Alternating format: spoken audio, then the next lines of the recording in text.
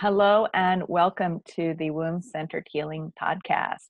I'm Sama Morningstar and I have Emmi here with me.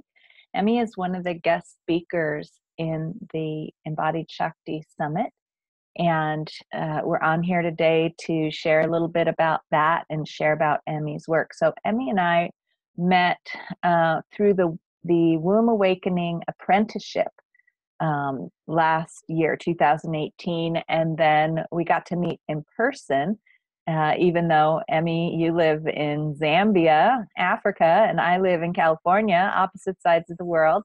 But we met up in England at Angie Tweidle's and Angie and Rod's Womb Awakening teacher training last summer. And so it was such a pleasure to spend time with you there in person, and we've been collaborating through the Womb-Centered Healing Temple and other circles since then. So wonderful to be with you here today, Emmi. And I'm so excited to have you share about your womb-centered healing work that you've been developing. I've been watching you developing it over this last year, and it just thrills me. Because I've been kind of in this role of mentor, helping you along a little bit because I was one of the mentors in the Womb Awakening apprenticeship that you were in, and I was one of the mentors, and then I was a mentor and course assistant in the teacher training, in the Womb Awakening teacher training. So now I feel like you're one of my little chicks that's hatching and that's actually developing your full wing feathers. And I just feel this like motherly pride, even though you're a full grown woman and you've been studying healing work for many, many years. And, you know, I've had a small role in your development. I still am feeling this inspiration and joy around watching your work develop. And so I would love for you to share about the way that you're formulating womb-centered healing. Feels very elegant and well developed and all-encompassing. Like it really gathers in all the different aspects of womb-centered healing in a very elegant way, and weaves it together without being overly constrictive or rigid. It feels like your systems and your structures have room, which, you know, I feel the need to have in any kind of system or structure, especially working with the feminine and healing in the feminine way, to have room within these structures for flow and improvisation and responding to whatever arises in an appropriate way, as opposed to sticking with some program because that's what we're doing, right? And so I would love for you to share about your womb-centered healing work and how you've been developing it. You know, I know that the Womb Awakening was probably a big part of it, and the guidance you received there, and the information and the initiations. And I also know that you have many other healing modalities you've been studying for a long time, and that it really feels like a well-woven piece of work that you're putting together that's very unique to you and very well crafted. So I'm really excited to hear you share about how you've been developing this. What's the process been like? What are the different steps that you've taken to develop this womb-centered healing modality? So take it away, Emmi. Wow, thank you for that introduction, Sama. Yeah. First and foremost, thank you so much for having me here. It's a real pleasure to be part of the online summit, first and foremost, and also to be doing this podcast with you. So thank you for that. You're welcome. And also, just want to give you a shout out from the beginning for the mentoring role that you really have played in my life for the past year. It's been very supportive and sometimes a bit of a kick in the butts that I've needed in certain points, in a very gentle, in a very feminine way, but exactly what I've needed to take the next steps that I needed to take to move forward on my path and to move forward, especially with my womb awakening. work. Uh-huh. So thank you for that. Yeah. Well, I want to hear about when that happened, because I'm not sure I remember anything like that. Like, I remember maybe one thing, but I'll try and weave that in as I speak. Yes. Yeah. So I founded Feminine Revered, which is my I'm shying away from the word business, but it is my business at the moment. Feminine Revered is my organization or my company through which I bring the womb awakening work and all of my other healing work into the world at the moment. And a big part of Feminine Revered is my signature program, the Feminine Revered program, which is what you've been alluding to as well, which is really about me providing a safe and supportive and a non-judgmental space for women to really explore their feminine essence and to go really deep in reclaiming and remembering the feminine power that we all hold within, but many of us have had to repress and suppress for various reasons for a very, very long time, and also through learned patterns and through learned programming. But what the Feminine Revered program really does is it takes women on a journey, on a transformational journey, where I support women in a way that is uniquely tailored to their soul and life experiences, but also within a structure, as you were talking about, that to me at least provides that safe container within which to do that exploring. So the Feminine Revered program is structured into 3 pathways. The first pathway looks at the 5 core feminine wounds. And it's premised on the idea that all of us carry certain aspects and certain amounts of wounding within ourselves that we have either taken on in our lifetimes through the personal and soul experiences that we have experienced ever since we were tiny babies, or even beyond, even in utero.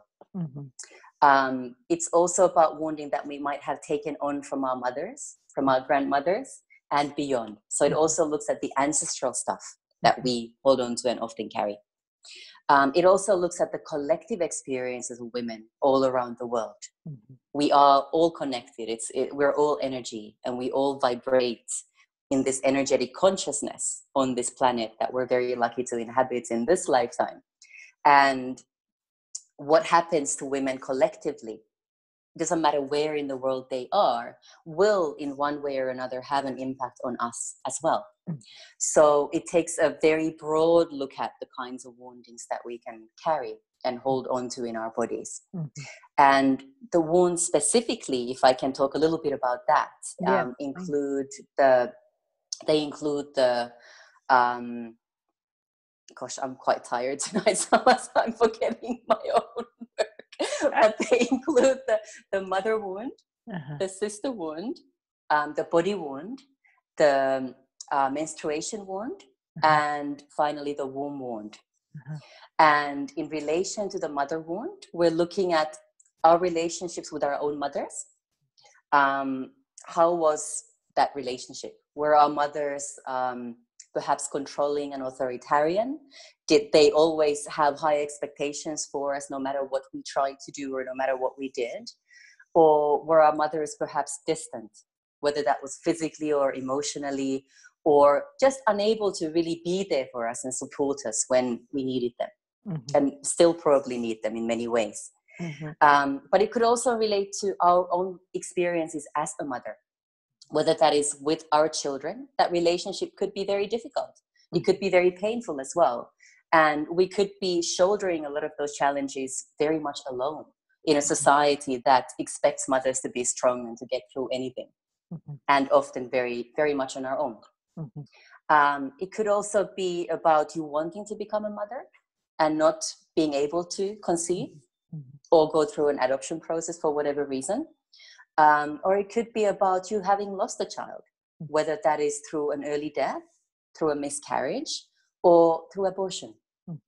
And obviously these kinds of experiences all have various different wounds that you might be holding on to because you've gone through those experiences. So that is what we would be exploring in a nutshell within the mother wound. Then within the sister wound, we're talking about the Well, wider concept. Yeah, can I just have a pause for a second? Because sure.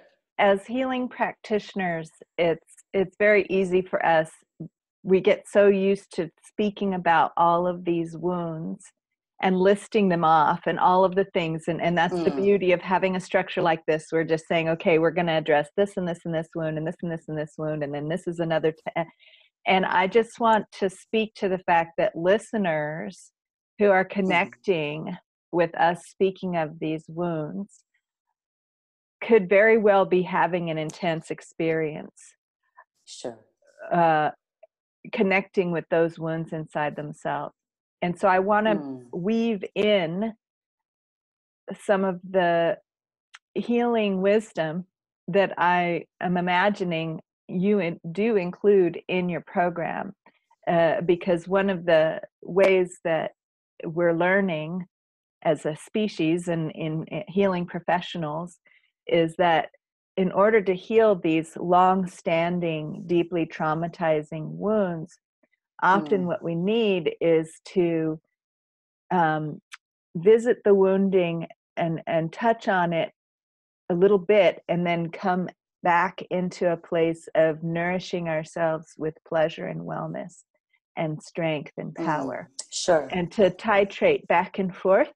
And so I just wanted to do that a little bit, because just to care for the listeners and care for myself, and care for you, because we talked before we started the recording that we've both had very long, challenging days. And so just to care for ourselves, I want to bring our awareness to an important aspect that I see in the healing work that I do, that I'm sure you include in yours. And that is when we're focusing on the wounding, say the mother wound that you just so well articulated, we can also focus with equal attention on the strength of our mothers. So, and the gifts and the treasures in those relationships and in all of those circumstances. So, for example, with the mother who, the first one that you described, who has really high expectations and is very controlling, we may have received, anyone may have received a tremendous amount of gifts and beauty from that mother, from that type of mother, as well as the wounding of that pattern. And similarly with the mother who was distant, that her whole setup of coping mechanisms, there's probably some gift in there, some skill, some power that that person who received that type of mothering also received along with that. And I just wanted to bring our awareness to that, so that we don't get bogged down with this long list of wounding. And also to bring some attention to other aspects of your work and weave that in too, because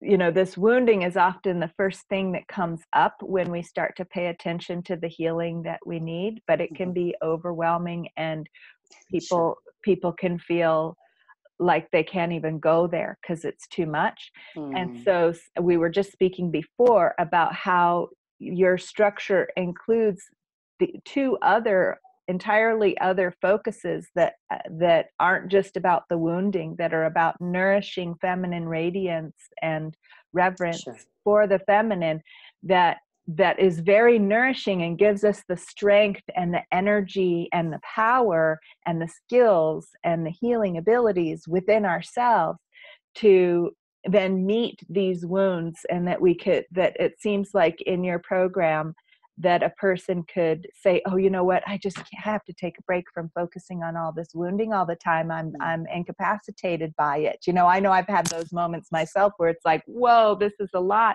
I have to get up and go to work. Okay, so let me focus on some radiance practices, really nourishing the strengths, focusing on the strengths of what it is to be a woman. And then that gives me the energy to do the things in my life.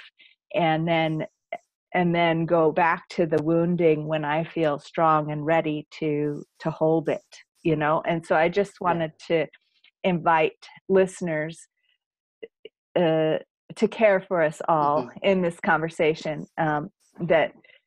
that we can have our laundry list of woundings to deal with, and we can hold that whole laundry list in a greater practice of rich nourishment. So with that said, please carry on. So we were talking about the mother wound, and then you were going to speak about the next set of wounding, the sister wound. the sister wounds.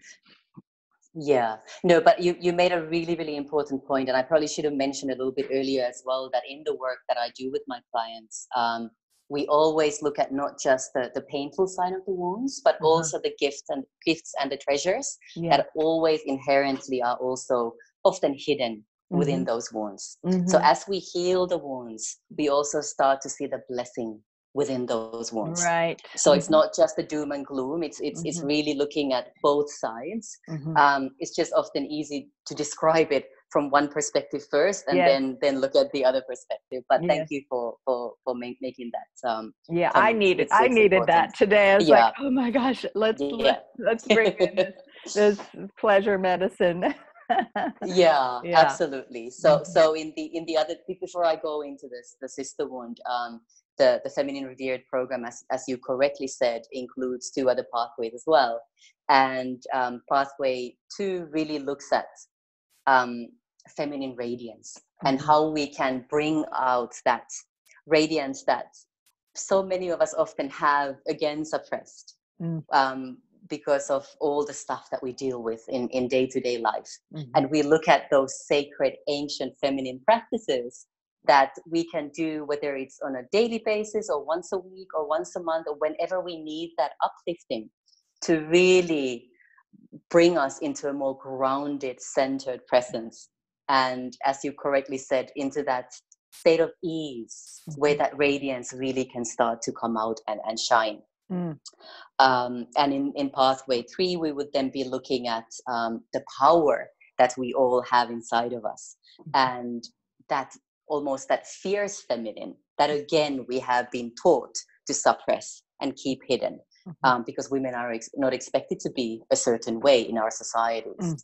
So it's really about having the courage to start living from that place of power, that womb-centered power that we all have within us. And in my experience, and in the experiences of a lot of my clients, it's often been that you need to clear at least some aspects of the wounding before you can get to a place where you feel safe enough to unleash that power. But again, it depends on the client. Each client is different, and it could well be that some clients would need to look at the power aspects first, and then go back and work on some of the wounding and unravel some of that stuff. Or maybe a weaving, they start with some of the wounding and get to a certain degree of healing in that, and then need to move into some of the radiance practices more. Or I see these radiance practices and the reverence or power enhancing, power awakening practices as beautiful in and of themselves, and also sometimes the necessary medicine that we need to address the wounding. So I really see that the way that you have, and that's why it's been challenging for me to come up with such an elegant structure that you've come up with, because I really feel that all of these pathways are very interwoven, and I love how you've sort of teased them out a little bit, whilst keeping everything close together, so that we can, I'm sure you draw upon these other pathways when you're working with the different aspects of the wounding. Absolutely. And then even dive into these other pathways for a period of time to support the healing of the wounding. And so it's just, I'm so delighted with the beauty of what you've created. So I'll let you carry on about it. No, I'll keep it brief in relation to the wounds. I don't want to overwhelm anyone with this podcast either. Yeah. But yeah, with the sister wound, we are talking about the collective experience of women. So it's not necessarily a biological sister, but it's the sisterhood concept of sisterhood, and it really approaches the wound from the idea that again, through a very systematic and prevalent patriarchal paradigm, women have learned and have been taught to often go against each other rather than support and uplift each other. So we often find women pulling each other down, women commenting on each other's looks. We find envy, we find jealousy, we find betrayal, which are all manifestations of the sister wound. But at the same time, there's a huge amount of healing potential there. And there are these huge opportunities, especially at the moment with this shift that we're experiencing from the masculine to the feminine paradigm on a global scale. There are huge opportunities for collaboration, huge opportunities for lifting each other up. And what your summit is doing is exactly that. It's all about that beautiful collaboration between women and seeing how we can support each other in our work as well, and really create that collective weaving that will start to change the power dynamics on a global scale, I believe, when women do come together and work together and support each other in a very concerted effort. So that's essentially what we talk about with the sister wound. And perhaps you might be interested in knowing how that came about, the exploration of the sister wound for me specifically. I would, and first though, there's a reflection on what you were sharing about the sister wound, where I'm recognizing some of the gift from my own recent experience with there's a gift in this underneath some of the aspects of the sister wound that you just talked about, where there's the hypercriticalness of each other. And in the work that I've been exploring personally and with my clients, there's a phase of our menstrual cycle where we get very sensitive to energies and what feels harmonious, what feels aligned, and what doesn't.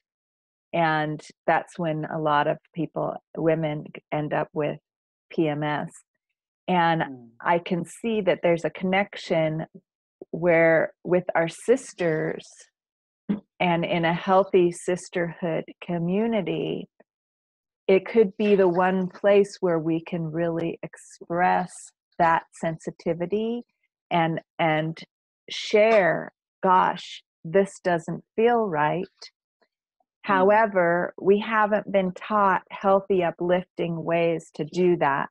Instead, we've been taught, the things that you listed, the criticism, the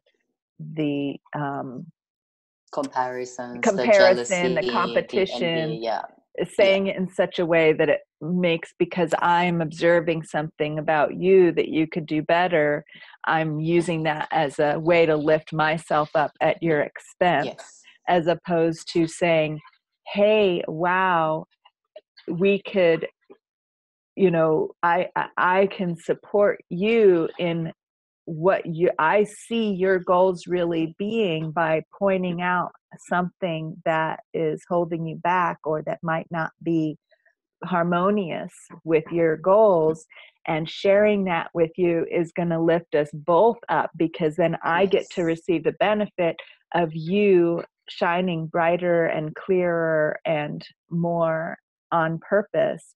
And that will then inspire me to shine brighter and clearer and more on purpose, especially if I can receive it when you can see more clearly, possibly than me, something that I might be doing that's, not quite aligned with everything with my goals and my purpose, right? And so we have the capacity with our feminine sensitivity to have these gifts, these feminine gifts, be uplifting Yes. in a real way, where we can speak truth to each other in a loving and constructive way. Yes. If we can sort of soothe and deconstruct some of those unhealthy, wounded ways of doing that, and say, I'm not going to criticize people. I'm going to find a way to say things to my sister, to tell my sister lovingly, to support her growth, and to come and to have healthy boundaries Yes. and ways of communicating, to develop healthy ways of communicating. And so that's a gift that I see coming out of the gem at the center of some of those sister wounds that you were discussing, and definitely creating this summit and all the things that I've been doing, the collaborations have had those goals at the center, and I'm starting to reap the benefits, where some of my collaborators are saying, "Hey, Sama, how come you're doing it this way? What's up with that? It seems like it might work better a different way." And I take a look at it and say, you know what? You're absolutely right. That was just sort of a habit that I developed back then when this was going on, and now it's different.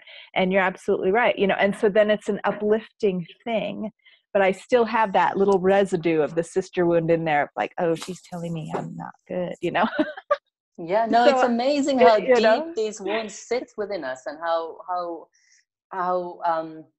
much they subconsciously influence the way we are and the way we think. And it right. just pops up just like that. But the fact that you're able to recognize it shows that you're already miles ahead. And you've been working on this for a long time. Yes, and that's how we step into leadership, that I don't have it, vulnerable feminine leadership is that I don't have all the answers. And I have devoted my life to this, and have been developing things along the way, and learning things along the way, and developing ways to relate. I'm very sensitive to disharmonious relational patterns, as many of us are. Another gift from working with the wounding, right? Is that if we can, allow ourselves to feel all aspects of it, which is very challenging, then that sensitivity can become a guidance system of saying, okay, that kind of relating, how can we bring medicine? How can we bring wisdom? How can we bring intelligence and sentience to these types of circumstances and make different choices? So I would love, totally want to hear how this sister wound work has developed for you. And I know that we've shared some experiences. I had some big healings when we were in England around the sister wound and from the ancestral, and you got to witness that and be there as a support person for me, even as I was being the mentor, right? I was sort of demonstrating how to go about your life and your responsibilities, whilst at the same time having a healing process going on within. So I'm curious if those experiences are part of, I'm sure they're part of, this whole sister wound development process you're going through. Yeah. Well, it's really the foundation of the 5 core feminine wounds as a whole. It's how I really started to work on those and came up with the concept. It was through the sister wound, because that's been a biggie for me for a very, very long time. And I have you've shared about that. Yes. And I have many, many experiences from the time I was quite young that have related to the sister wound, that I've understood in hindsight were aspects and manifestations of the sister wound. But the really big one that really pushed me, and I'm thankful that it did, to really work very deeply with this kind of wounding was a few years ago, I met a woman, and we clicked immediately. We became very close, very good friends right away. And we shared the same goals, we shared the same ideals, and we even had the same vision in terms of the kind of work that we wanted to be doing. And we talked about working together, and we talked about running retreats together, for example. And for me, I took that as a, okay, fine. If we are going to be planning a retreat, we're going to be planning it together. That was my interpretation of the discussions that we had. Now, we didn't meet very often because we both lead very busy lives. And we hadn't met for, I think, a couple of months, maybe 2 or 3 months. But then she invited me over for lunch, and I went to her house and we were chatting away, eating.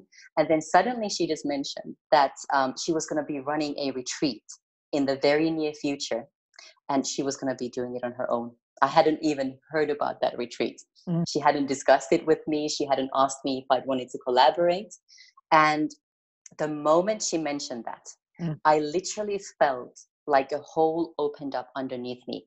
I went completely numb. I don't know how I got through that lunch, because all I wanted to do was scream and cry and stomp my feet.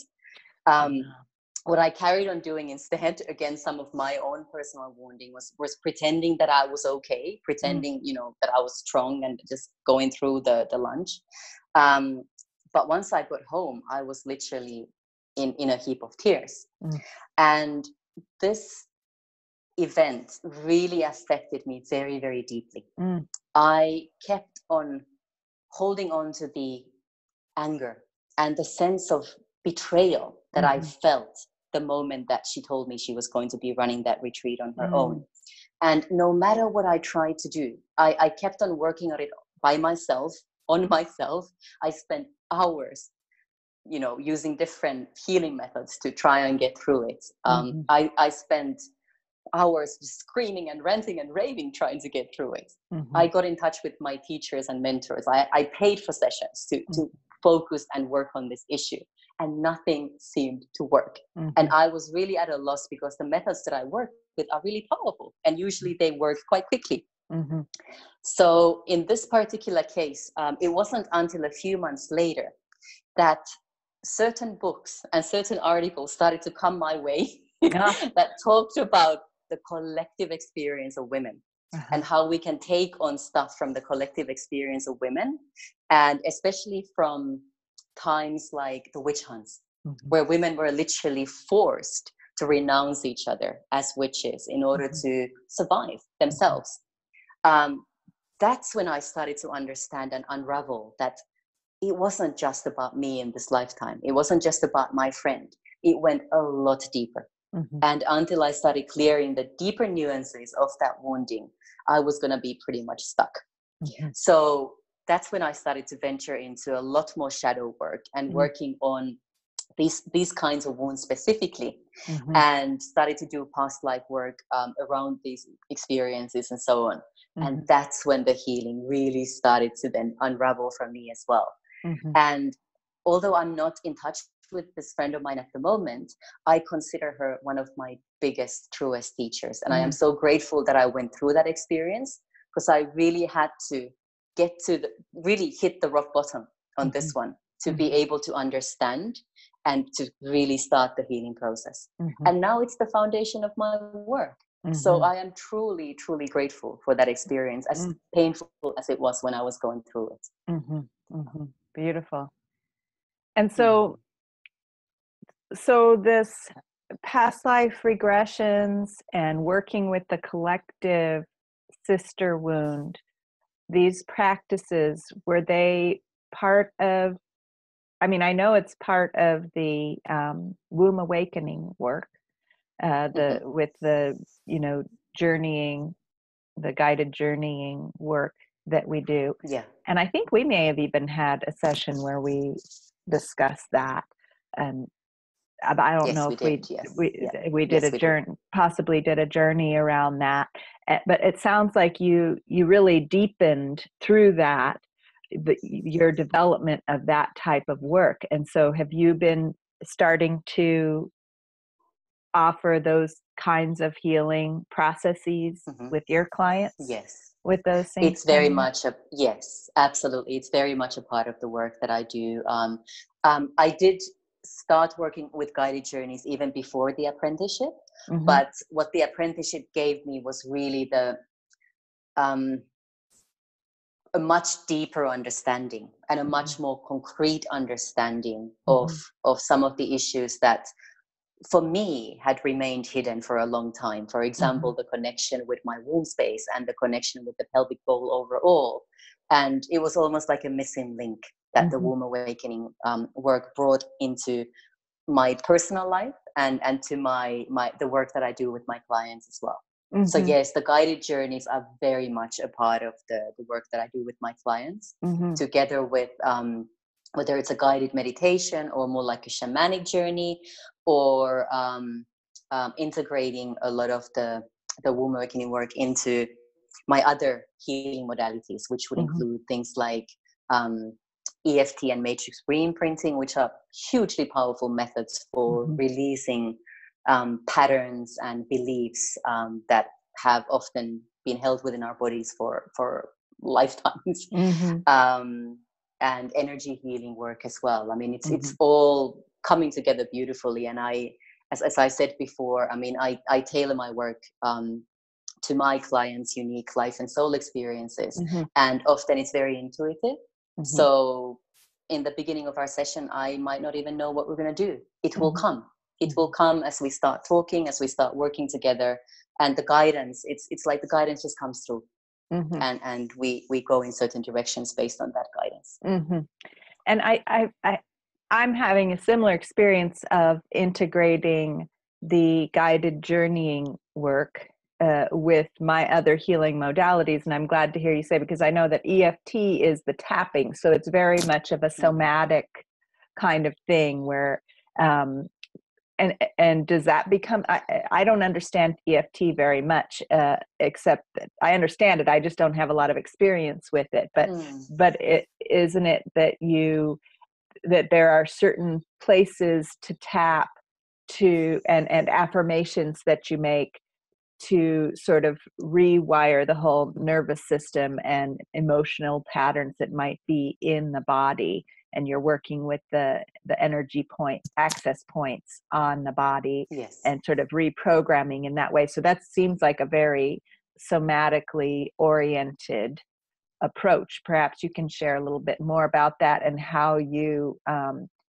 integrate that with the shamanic journeying, which tends to be, or some people, I've been calling it like visionary meditation or visioning, Mm-hmm. which tends to not be as like, the languaging is often that you're going somewhere else, Mm-hmm. you might be going within your own body, but often at the end of a journey like that, you say, come back into your body. So it's like Yes. we're kind of going into the subconscious. And I've been integrating that with actual body movement and Mm-hmm. somatic awareness while we're on the journey. Mm-hmm. That's one way that I integrate that. So I'm curious if you integrate the EFT tapping during those kinds of journeys, or do you give EFT assignments or protocols to address what comes up out of the journeys, or a mixture of both, or how do you integrate those? Mm.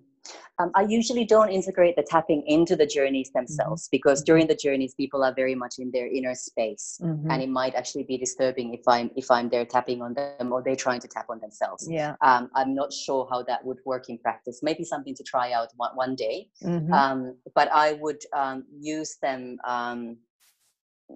probably one at a time. But Mm-hmm. what happens when I use EFT, which, as you correctly described, is all about stimulating specific acupressure points along the body, which are located along meridians or energy channels or lines that are connected to specific organs and to specific emotions. Mm-hmm.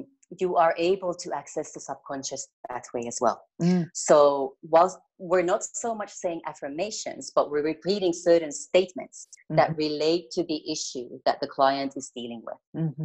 And matrix re-imprinting takes it a notch deeper. Mm-hmm. So whilst matrix re-imprinting still uses the tapping as the main method of accessing the subconscious and bringing up stuff that normally clients wouldn't even think about, and allows them to form connections with my facilitation that they normally wouldn't necessarily think of. Mm-hmm. The matrix re-imprinting allows us to work with our younger selves. So we Mm-hmm. literally go back in time to a specific event or a memory, and we work with the younger self who we believe still exists in the matrix Mm-hmm. in that particular Mm-hmm. situation. Mm-hmm. So, for example, let's say that somebody was sexually abused as a child.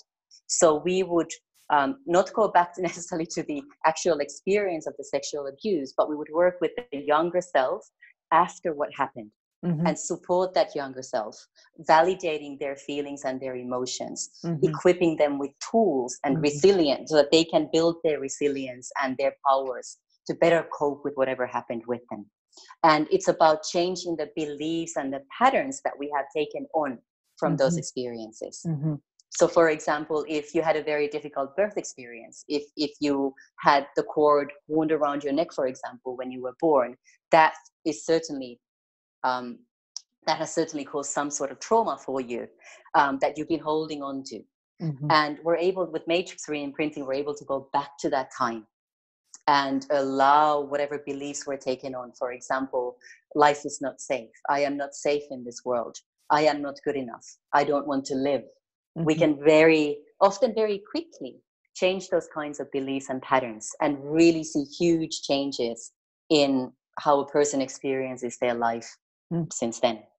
So it sounds like the matrix re-imprinting is somewhat of a blend between the visionary journeying Yeah. meditation, where you're going back in time to visit an early childhood experience Mm-hmm. and identity of yourself, Yeah. and then combining that with the tapping in such a way that it's harmonious, as opposed to if you were.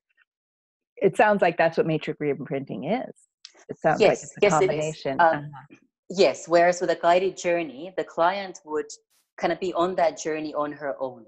I Uh-huh. would be facilitating and guiding it, but a lot of it happens inside the client's head, and Right. there's not necessarily interaction between the two of us. Whereas Mm-hmm. with matrix re-imprinting, it's a constant conversation. I'll be Mm-hmm. facilitating, asking questions, Mm-hmm. sometimes making suggestions, but mainly really just guiding and facilitating so that the client is able to come up with solutions that Right. allow her to change her beliefs around a certain memory, certain event, or certain um, ways of thinking about herself so that You know, she's able to clear that and move on. that's beautiful. And actually that's how I do my guided meditations anymore. Right. They're very interactive. I want to know Hmm. what's going on, because often I've experienced in guided meditations, especially the recorded ones, that I might be having a very different experience than what the recording is describing, and that there can Yes. be Yeah. a disconnect then, where I sort of, or I might be kind of drifting off, or and Yes. then Yeah. I find that if I'm in a session with somebody who's leading me on a guided journey, and there can be a disconnect there too, if and I've had that with clients, and that's why I say to my clients, if you are seeing something or experiencing something and that's different than what I'm describing, I want you to tell me right Yeah. away, and we will follow that line of inquiry. And so that's why the in-person guided meditations, at least the way I'm doing them, is very interactive.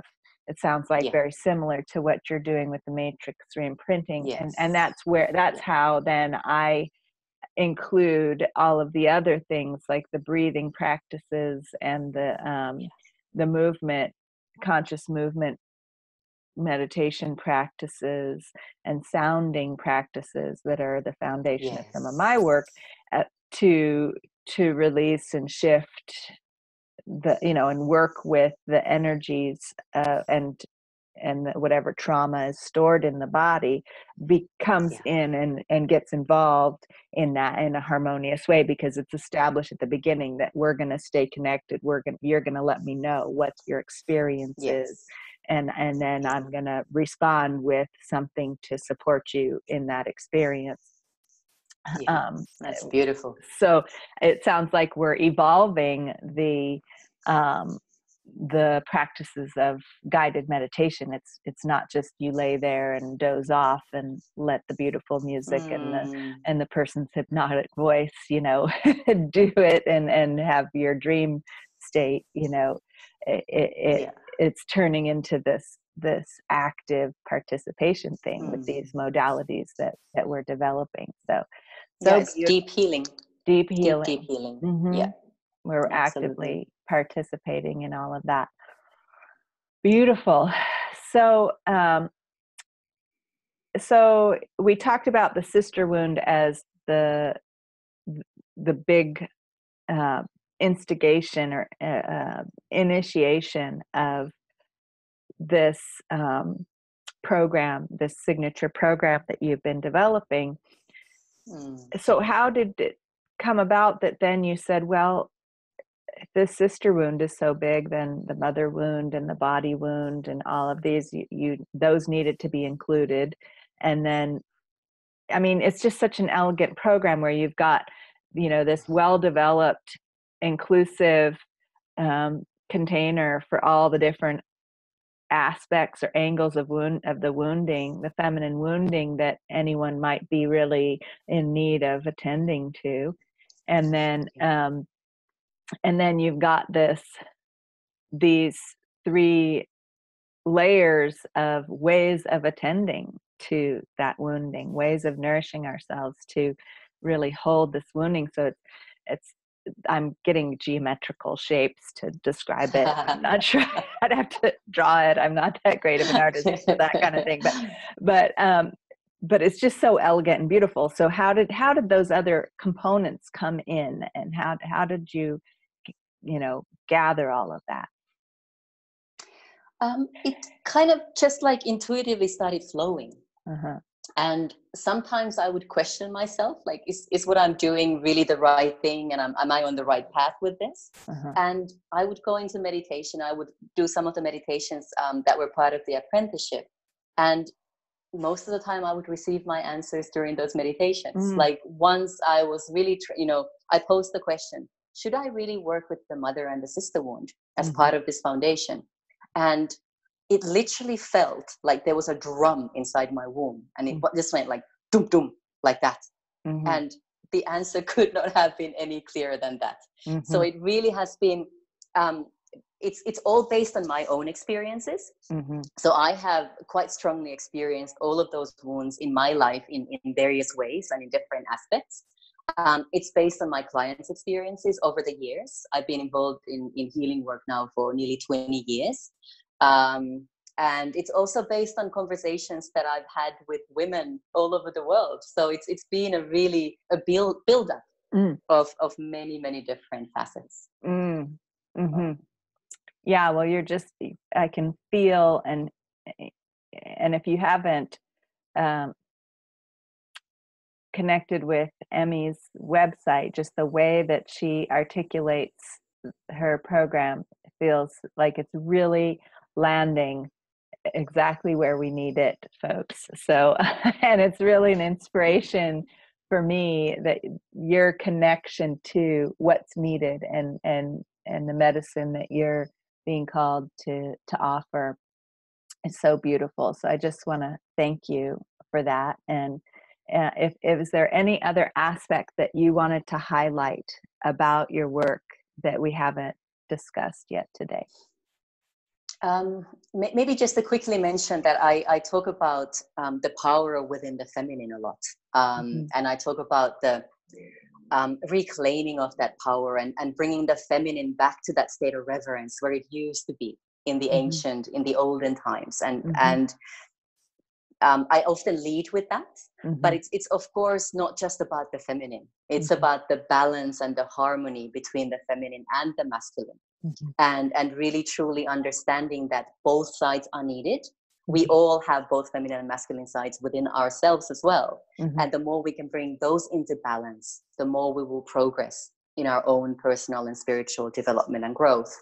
But it's really, what I truly believe is that once the feminine is lifted back to that pedestal where it used to be in the past, not in a way where the men are forgotten or looked down upon, but where we're seen as equals, Mm-hmm. but the power within the feminine and all that we can offer to the world is really respected and revered.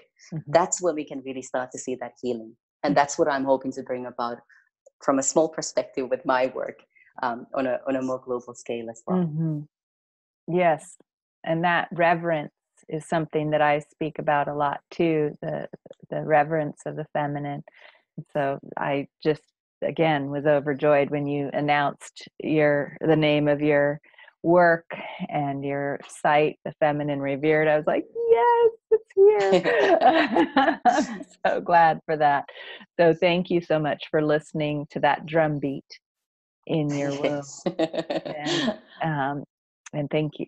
I just want to take a moment to thank Divine Mother for speaking through you and guiding us and speaking through us, and thank Divine Mother for gifting us with that connection to her wisdom, and for our capacity to return to that at any moment and find that connection once again. And just by bringing our awareness to our wombs and to our sincerity and our devotion. So thank you, everyone who's listening. And if you would like to learn more about Emmi's work, could you say the name of your website? Yeah, it's www.femininerevered.com. And there's information about the program and retreats and events that I also do in different parts of the world. So all that information is there. Beautiful. And you can also join us in the Embodied Shakti Summit for Emmi's interview, where we get into even more nitty-gritty details about the healing process, especially around menstruation and how we can return to feminine revering practices in very practical ways, and with sharing some of our personal journeys around that. So join us for the summit at embodiedshaktisummit.com, and you can listen in and share with us about your journey as well. There'll be lots of live events as well as the recorded interviews that we've created with many speakers, high quality, just radiant, feminine, empowered women that we can all learn together and uplift each other in this wonderful circle of women that are coming together, and men. There's one man who's a guest speaker, and so thank you all for joining us, and I look forward to seeing you all and you, Emmi, at the summit and working together further. So is there any last words of wisdom or reflection in parting? I think I've mentioned most of the things I wanted to say. Thank you so much for this opportunity, though. And, really, it is our time. We truly are what the world really needs right now.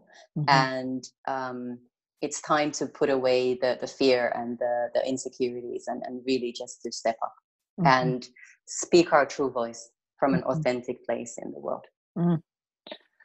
Yeah. You just need to keep hearing that over and over and doing it, just stepping up and speaking our truth. All right. Yeah. Thank you. That's all for now. Until next time.